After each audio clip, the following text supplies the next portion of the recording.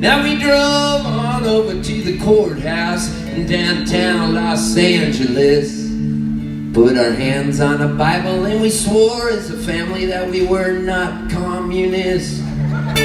When we drove away, I started to cry. They said, "What's wrong, son? Are you sick?" I said, "I don't want to be an American. I want to be a Catholic." We talked Hollywood and baseball in the car. The voice of Vin Scully, oh man, it would travel really far. I wish Vin Scully was still announcing the games, but he retired. I know. Do you guys know Vin Scully? And I'm gonna try to do what his voice sounded like, but my voice is already shot because I played 16 shows, but his voice was reedy and tenor-esque, and this is what Vin Scully's voice sounded like when he called games for the Dodgers. He'd say, "There's an eerie spiderweb shadow coming into Chavez Ravine out in right field. Sandy Koufax walks out to the mound and he's up to his hips in alligators. 2-2 to Harvey Keene." I got it.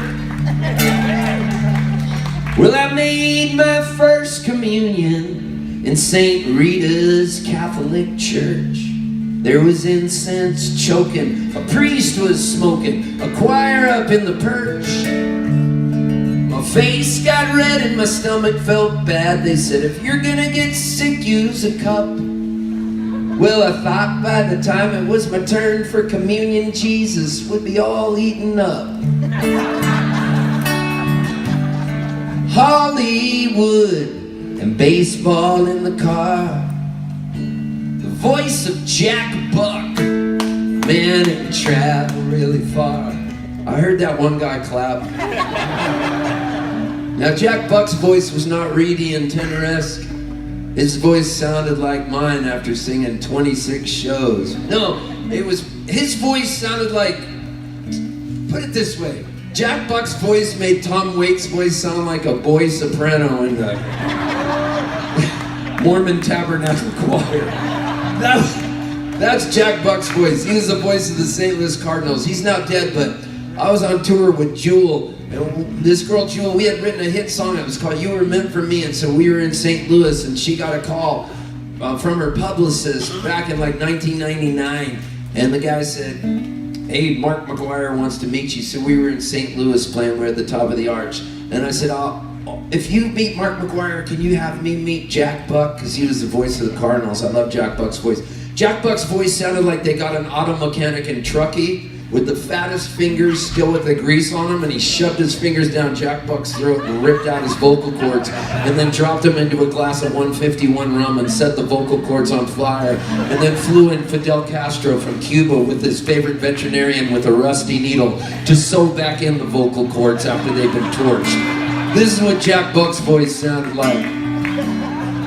Coming up in the bottom of the ninth inning, Mark McGuire going after the home run record set by Roger Maris of 61 home runs in 1961 when he beat Babe Ruth's record. Now he's chasing Sammy Sosa for the home run record. I don't believe what I just saw.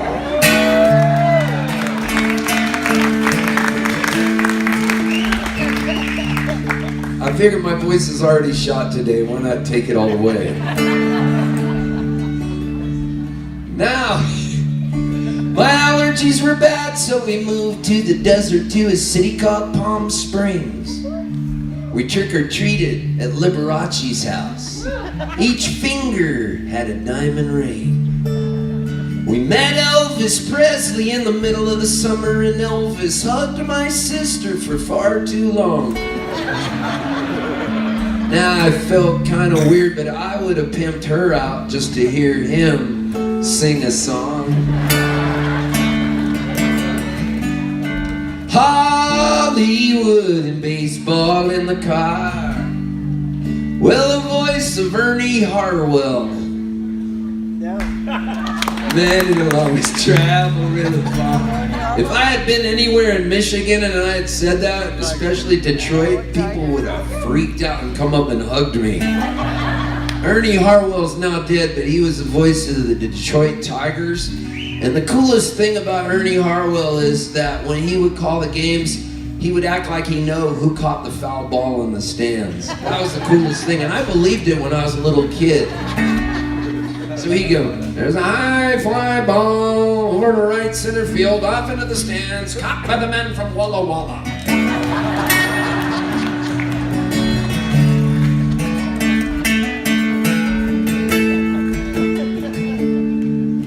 Now one of my earliest memories was John Kennedy getting shot. My mom was crying and ironing clothes, and my face felt really hot. I watched the funeral on TV. It was there in black and white. I saw a son salute his father's flag-draped coffin, and things did not seem right. Now here I am, a growing up boy at home on the 4th of July, staring out at the ocean and the fireworks in the sky. I miss my friends who aren't around, the ones who passed away. Now I'm feeling kind of grateful here at High Sierra Music Festival today. Hollywood and baseball in the car. Hey, the voice of John Miller. It still travels really far. I get allergies and asthma in the yard, and no one ever told me growing up would be so hard.